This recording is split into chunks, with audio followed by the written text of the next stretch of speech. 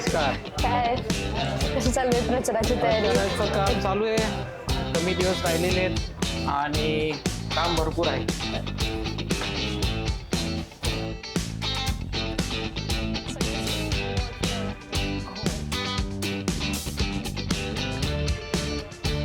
काय बघायला मिळतं ह्यावेळेस निवडणुकीमध्ये? ऍक्टिव्हली युथ ऍक्टिव्ह आहे. यूथ तर ॲक्टिव्ह आहे आणि जसं बघितलं आपण की देवेंद्रजी एकदम यूथचे आयकॉन सारखे आहेत आता. त्यांचं विजन बघितलं असेल, त्यांची कामं बघितली असेल आपण, तर महाराष्ट्राला एक वेगळ्या दिशेला नेण्याचं काम देवेंद्रजींनी केलेलं आहे. आणि ते आता सगळ्यांना सोशल मीडियावरती सगळ्यांना कळतं की कुठल्या सोशल मीडियावर तर फार भारी ट्रेंड चालू. हां, त्यामुळे ते सगळ्यांना कळतं की काय चाललंय काय नाही चाललंय ते. त्यामुळे युथ खूप हुशार आहे. युथला कळतंय बरोबर काय करायचं एक काय. 9-10 दिवस बाकी आहेत. हो, प्रेशर आहे. कसं शेड्यूल कसं असतं तुमचं वैयक्तिक? सकाळी लवकर सुरू करायचं काम, लोकांच्या भेटीगाठी घ्यायच्या. दुपारच्या वेळेस मग आमच्या बॅकएंडच्या ज्या काही गोष्टी असतात की कुठे काय राहिलंय ते, आणि संध्याकाळी पुन्हा मग प्रचार रॅली असते, काही गाठीभेटी असतात, लोकांना भेटणं असतं, असं चालू असतं. कार्यकर्त्यांचं असतं भेटणं, प्लॅनिंग उद्याची काय आहे ती, हे सगळ्या गोष्टी असतात. फारच 10 दिवस सध्या स्ट्रिक्ट शेड्यूल मध्ये चालले असतील. प्रत्येक कार्यकर्त्याचं म्हणजे जे पण उमेदवार असतील सगळ्यांचं शेड्यूल खूप जास्त प्रेशरमध्ये असतो. हा वेगळा अनुभव आहे. संघटनेत काम करण्याचं काम वेगळं आणि हा इलेक्शनचं काम वेगळं. हा अनुभव घ्यायचा होता आणि तो घेतोय. चला तर मग आज आपल्यासोबत मी ज्यांच्याशी बोलते, आज आपल्यासोबत कॉफीसाठी आहेत, म्हणजे कॉफी विथ मोहिनीवर आहे प्रभाग क्रमांक 22 मधून लक्ष्मीकांत थिटे. नमस्कार सर. नमस्कार. आम्ही आमच्या टीमनी सर्वे केला आणि सांगायचं झालं तर मोठ्या प्रमाणात लोकांकडून, म्हणजे मी ऑन कॅमेरा बोलायचं म्हणून बोलत नाही, तर मोठ्या प्रमाणात लोकांकडनं हक्काचा माणूस आणि भूमिपुत्र अशी ओळख तुमची आम्हाला परिचयास आली आहे. तर लोक इवन हे सांगतात की रस्ते असतील, ड्रेनेज असतील, कॉल तर जाऊ द्या, एका मेसेजवर तुम्ही त्यांना रिप्लाय देता, तुम्ही त्यांचं काम करताय. तर 11 वर्ष झाली तुम्ही राजकारणात आहात, तर हा एकंदरीत प्रवास कसा झाला? पहिले तर मी सांगेल की राजकारणाचा प्रवासाचं बोललं तर सगळ्यात मोदीजींची जी सभा होती त्यावेळेस पासून मी, म्हणजे भाजपचं 2011-12 पासून मी काम करतोय. साधा एक कॅडर म्हणून माझी सुरुवात केली. नंतर मग मंडळामध्ये अध्यक्ष झालो, एका उद्योग आघाडीचं साईड विंग असते ती. नंतर मंडळामध्ये उपाध्यक्ष झालो, मग मंडळ अध्यक्ष झालो आणि नंतर मग महामंत्री म्हणजे सरचिटणीस शहरावरती काम करण्याचा अनुभव मला मिळाला. खरंच या पार्टीने एवढे अनुभव मला दिले, त्याचं मी म्हणजे मूल्यांकन करू शकत नाही. मग वैयक्तिकरित्या म्हणजे तुमचे ज्येष्ठ लीडर्स आहेत, त्यांचं मार्गदर्शन कसं भेटलं? हा भाजप हा कार्यकर्ते घडवण्याचा पक्ष आहे. ह्याच्यामध्ये कार्यकर्ते घडवल्या जातात. हा खूप मोठा याच्यातला आहे एक पायंडा आहे की भाजप हा त्यांची फळी तयार करत असतो आणि ते ॲटोमॅटिकली होतं. म्हणजे कोणी असं प्लॅन करून करत नसतं, ऑटोमॅटिकली ते सगळं चालत असतं. आता जसं मी सांगितलं की लोकांकडनं हे ऐकायला मिळतंय की तुम्ही भूमिपुत्राचा तर एक टॉपिक आहेच, पण त्यासोबतच तुम्ही लोकांसाठी इतकं काम केलंय, तर मग ते सामाजिक असतील, धार्मिक असतील किंवा औद्योगिक, तुम्ही बिझनेसमॅन पण आहात. हो. तर मग काय काय कार्य केलेत आजपर्यंत? बघा, भूमिपुत्र म्हणणं म्हणजे मी आता 84 पासून तिथे राहतो. ज्यावेळेस कुठलंही घर नव्हतं तिथे किंवा काही नव्हती वस्ती, त्यावेळेसपासून मी तिथे राहतो. म्हणजे मी भूमिपुत्रच आहे तिथला. आणि त्यानंतर आपल्याच घरामधली कामं करण्यासाठी काय फॉर्मॅलिटी ठेवायची ना. माझं घर येते आणि मला जर कोणी हक्कानी दादा म्हणून माझ्या घरामध्ये, सपोज माझ्या फॅमिलीमध्ये कोणी जर मला म्हणलं की दादा अरे मला हे काम अडलंय माझं करून दे, तर मी ते करून देईल. तसंच माझा हा जो प्रभाग आहे, हा माझा घर आहे. तिथे कुठल्या लोकांचं काही काम अडलं तर ते करून देणं हे मग नॅचरल आहे. म्हणजे याच्यामध्ये पॉलिटिक्स असण्याचं काही कारणच नाहीये. नॅचरल आहे हे सगळं. पण बघायला लागलं तर दुसऱ्या साईडला काम करतानाही बाकीचे जे वॉनबी नगरसेवक म्हणू शकतो किंवा नेता म्हणू शकतो, प्रत्येक गोष्टीची रील काढणार, प्रत्येक गोष्ट सोशल मीडियावर दाखवणार. आता तो प्रत्येकाचा इंडिव्हिज्युअल तो हे आहे, म्हणजे त्यांचा पर्सोना आहे, असं बघण्याचा दृष्टिकोन आहे. मला असं वाटतं काम करत असताना सांगायची काही गरज पडत नाही. लोक ऑटोमॅटिकली ते बघत असतात आणि लोक खूप हुशार आहेत. रीलमध्ये कोण आहे आणि रिअली फील्डवरती कोण आहे हे लोकांना माहिती असतं आणि कित्येक वर्षापासून जे काम करतात त्यांना एवढी काही त्याची गरज नाही लागत असं मला वाटतं. सध्या तुमच्या प्रभागात जातीचे समीकरण काय आहेत? डेव्हलपमेंटसाठी जातीचे समीकरणाचा विचार करणं हे मला थोडंसं बरोबर नाही वाटत. आपण विजन घेऊन जातोय, आपण काम करतोय, मग त्याच्या जातीचा प्रश्न येतो कुठे आणि समीकरणाचा प्रश्न कुठे येतो? मला कुठल्या जातीच्या माणसाने फोन केला की ड्रेनेज चोकअप झालंय, रस्ता खराब आहे, तर मी ते सगळ्यांचं काम करतो. त्यावेळेस मी जाती समीकरण बघत नाही. त्यामुळे ह्या इलेक्शनमध्ये पण जाती समीकरण का बघायला पाहिजे आपण? पण भाजपा हिंदुत्व हा मुद्दा नेहमीच प्रत्येक तो तर बेसिक आहेच आमचा, की हिंदुत्व हा आमचा अजेंडा आहे, हिंदुत्व आहेच आमचं. पण दुसरं कुठल्याही समाजाच्या लोकांनी फोन केला तर किंवा काम केला तर मोदीजींचं एवढं काम आहे, तर प्रत्येक समाजातले हिंदुत्व आहेच, पण प्रत्येकाला त्याची मदत होतीयच ना. सगळ्या योजना ज्या सरकारच्या आहेत त्या सगळ्यांनाच होत आहेत, त्या फक्त हिंदूंना होतात असं नाहीये. एक सुशिक्षित आणि सुशिक्षित लीडर आणि एक व्यावसायिक म्हणून तुम्हाला काय वाटतं की औद्योगिक क्षेत्रामध्ये बरं तुम्ही काय कामं केली आणि अजून काय व्हायला हवी आहेत? हे बघा, मला जास्त ना सिव्हिक सेन्स म्हणजे लोकांमध्ये जागरूकता आणण्याचं काम मला जास्त आवडतं करायला. कारण सरकार, महानगरपालिका ह्या काम करतात, पण आपण पण स्वतः नागरिक म्हणून आपली पण काही जबाबदारी आहे. आपणही काही गोष्टी केल्या पाहिजे. जसं कचरा आहे, कचरा पडला असेल तर आपण फेकायला नाही पाहिजे, कारण सिस्टीम आहे ना, डस्टबिनमध्ये ठेवा तुम्ही, तर सिस्टीम आहे त्याची. आपण सिग्नलवर बघितलं असेल, सिग्नल चालू असतो तरी लोक सिग्नल तोडतात. तर मला असं वाटतं पहिल्यांदा आपण सिव्हिक सेन्सवरती जास्त काम केलं पाहिजे. लोकांना त्या गोष्टी लक्षात आल्या पाहिजेत की आपलं स्वतःचं घर आहे शहर म्हणजे, आणि हे नीट ठेवायला पाहिजे. आणि कामं म्हणलं तर मोटिवेशनल कामं आम्ही करतो. जसं लहान मुलांना घेऊन आम्ही प्लांटेशन करतो, रस्त्यांचं काम करतो. पुन्हा साहेबांच्या माननीय नामदार श्री अतुलजी सावे साहेब यांच्या माध्यमातून गार्डनची डेव्हलपमेंटची कामं आमच्याकडे आहेत. पण आम्ही मंदिरांचं खूप काम केलेलं आहे. साहेबांनी अतिशय चांगल्या पद्धतीने खूप मंदिरांवरती काम केलेलं आहे. पब्लिक प्लेस चांगलं करण्याचं काम खूप मोठ्या प्रमाणात आमच्या भाजपच्या माध्यमातून, साहेबांच्या माध्यमातून झालेलं आहे. असं सगळं चालू आहे. मग जर सगळी कामं होतातच आहेत तर मग तुम्हाला नगरसेवक का बनायचं? हे बघा, नगरसेवक बनण्याचं कारण हे आहे की ड्रेनेज, पाणी, रस्ता, लाईट, रस्ते तर जवळपास आमच्या मतदारसंघामध्ये साहेबांनी 100% केले असं म्हणताच येईल. तर रस्ते सगळे झालेले आहेत. ड्रेनेजची पण व्यवस्था चांगल्याच पद्धतीने चालू आहे. लाईट, पाण्याची वेळ, पाण्याचाही प्रश्न त्यांनी खूप मोठ्या प्रमाणात सोडवलेला आहे. मे बी 1-2 महिन्यामध्ये पाण्यावरती आपण चर्चा पण करणार नाही अशी वेळ येणार आहे येणाऱ्या काळामध्ये. 1-2 महिन्यात? हा, 2 ते 3 महिन्यामध्ये, की आपण जो आज पॅनिक आहे आपल्याकडे तो बिलकुल राहणार नाही. आणि नगरसेवक म्हटल्यानंतर ना मला असं वाटतं की ह्या सगळ्या गोष्टी तर केल्याच पाहिजेत, पण त्याच्याबरोबर काही विजन पण असलं पाहिजे. जसं मला वाटतं की माझ्या प्रभागामध्ये एक चांगलं हॉस्पिटल असलं पाहिजे महानगरपालिकेचं, की जिथे कुठलाही म्हणजे चांगला माणूस एकदम म्हणजे चांगल्या क्लासमधलाही म्हणता येईल आपल्याला, किंवा गरीबातला गरीब कुणी पण जाऊन तिथे त्याला फॅसिलिटीज सेम पद्धतीने मिळाल्या पाहिजेत. असे हॉस्पिटल आपले तयार झाले पाहिजेत असं मला वाटतं. तर मी माझ्या प्रभागामध्ये प्रायोरिटीवर ते काम करणार आहे. जसं कचऱ्याच्या गाड्या आहेत किंवा कचरा, काही जागी अजूनही लोक कचऱ्याच्या गाड्या येतात तरी कचरा टाकतात, तर त्याच्यावरती काय करता येईल आपल्याला? CCTV कॅमेरा, CSR मधून काही निधी उपलब्ध करून काही करता आलं तर ते करायचंय आपल्याला.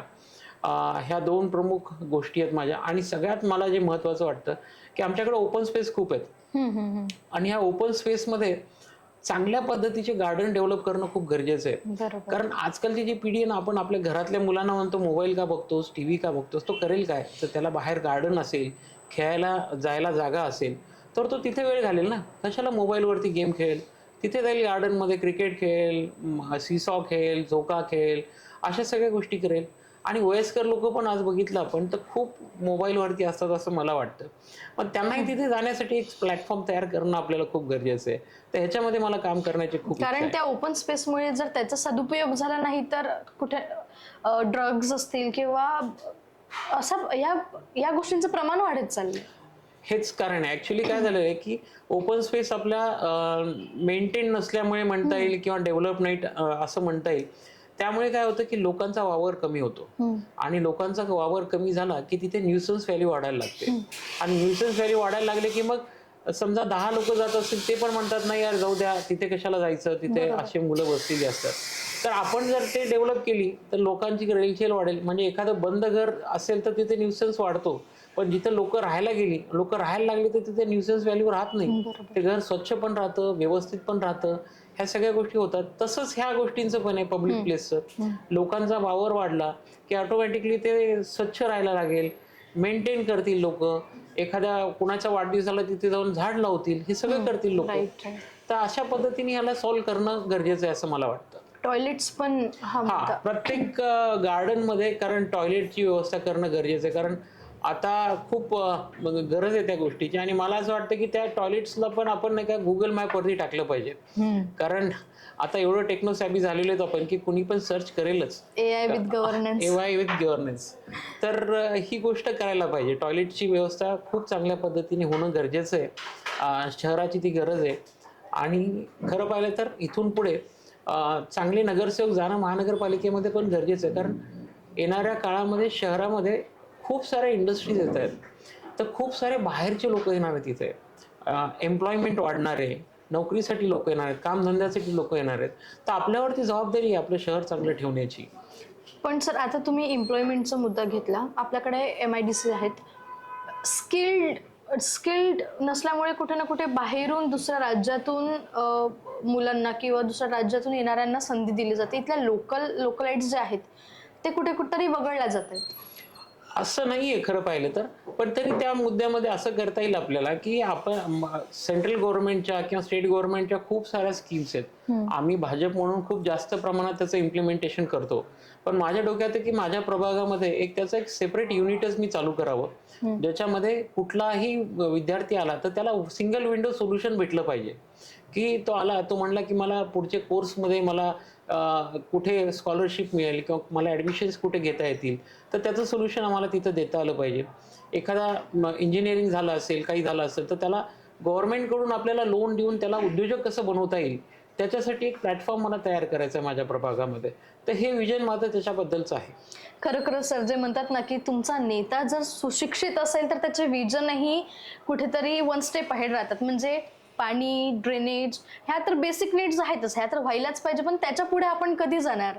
आणि कुठेतरी मला असं जाणवलं की त्याच्यातला एक सुशिक्षित असलेला नेता म्हणजे तो उदाहरण तुम्ही आहात. तुमच्या प्रभागातल्या सध्या समस्या काय आहेत?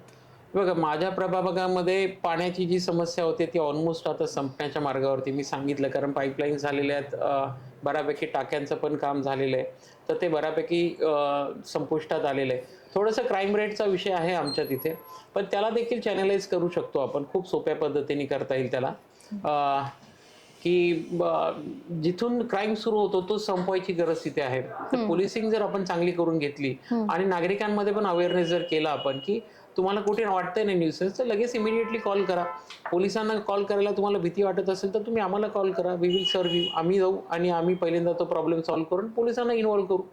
अशी खूप सोपी पद्धत जर करायला गेले तर ती पद्धत पण आपल्याला इम्प्लिमेंट करायची आहे. सध्या जे अपोनंट्स आहेत तुमचे किंवा ते बरेचसे लोक बाहेरून आलेत, तुम्ही भूमिपुत्र आहात, त्याबद्दल काय सांगा? माझं कुटुंब माझा निर्णय घेईल, कारण मी माझ्या कुटुंबावरती तो निर्णय सोडलेला आहे. मला आता मला वाटतं 35 वर्ष झालेली आहेत मी तिथे राहतोय. आणि त्यामुळे प्रत्येक खाचकळगा, लहानपण माझं सगळं तिथे गेलेलं आहे. सगळ्या लोकांना मी ओळखतो. त्यामुळे माझं कुटुंबच माझ्याबद्दलचा निर्णय घेईल असं मला वाटतं. मतदारांना काय सांगाल? मतदारांना मी हे सांगेल की कुणालाही निवडताना एक सुशिक्षित, समजदार आणि ज्याचं विजन असेल अशा उमेदवाराला तुम्ही निवडा. तुम्ही चॉईस करा आणि त्या पद्धतीने तुम्ही निवडा. आपला प्रभाग शांत असला पाहिजे, आपल्या प्रभागामध्ये सगळ्या गोष्टी व्यवस्थित चालल्या पाहिजेत आणि सगळ्यांचा रिस्पेक्ट झाला पाहिजे. ह्या गोष्टी आपल्याला करायच्या आहेत प्रभागामध्ये.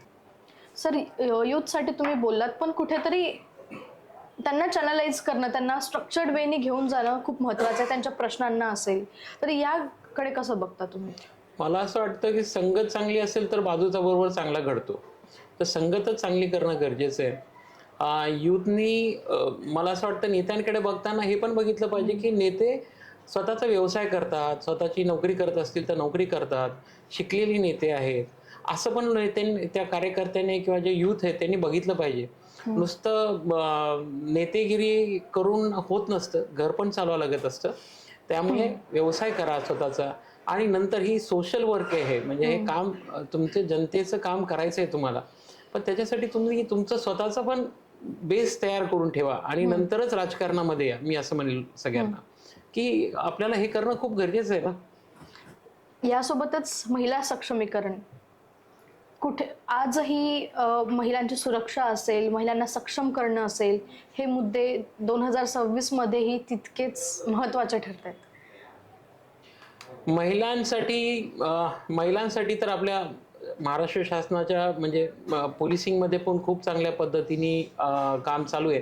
प्लस आम्ही पण त्याला काय करणार आहेत की प्रत्येक कॉलनीमध्ये आमच्या डोक्यात आहे की एक 7-8 महिलांच्या एक टीम चांगली बनवली पाहिजे की ती त्या महिलेला सपोज काही प्रॉब्लेम आला तर पहिले त्यांच्यापर्यंत तो एस्केलेट झाला पाहिजे. कारण कुठली महिला एका मैत्रिणीजवळ ओपनली बोलू शकते.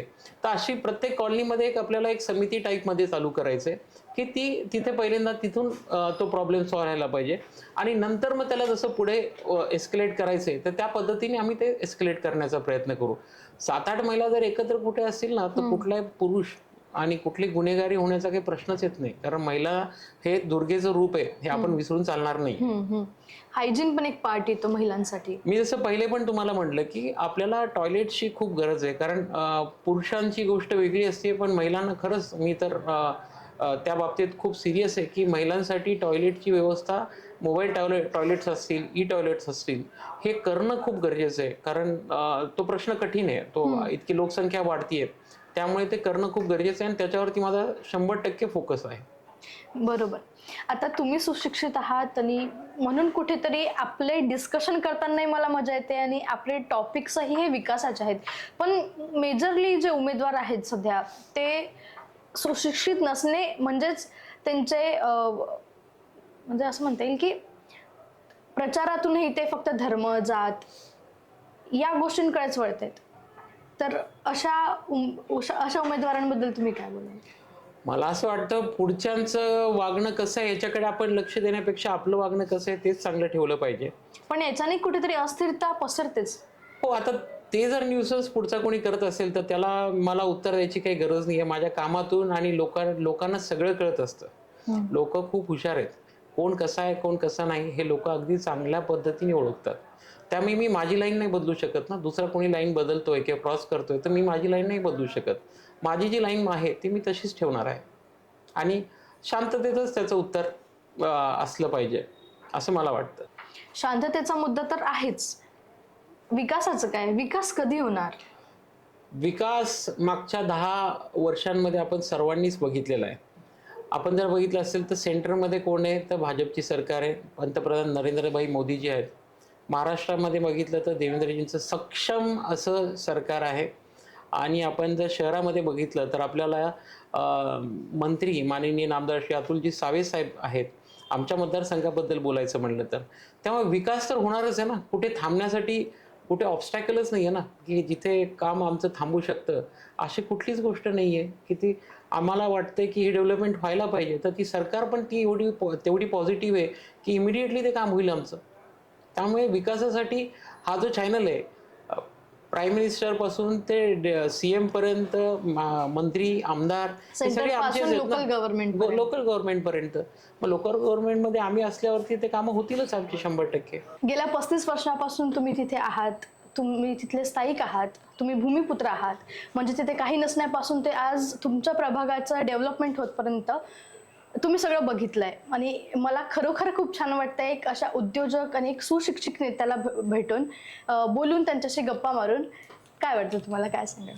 मला देखील खूप छान वाटलं आज इथे येऊन की आज आपण एक छान कॉफी पिली आणि एक आपला जो इंटलेक्शन म्हणजे एकमेकांशी जे बोललो आपण की तुमचे जे प्रश्न होते खरंच खूप चांगले प्रश्न होते आणि मलाही माझी भूमिका तुमच्या समोर प्रेझेंट करण्याची मला एक चांगली ऑपॉर्च्युनिटी मिळाली. त्याबद्दल मला खरंच खूप धन्यवाद मानतो तुमचे आणि तुम्हाला सगळ्यांनाच माझ्याकडून जय श्रीराम.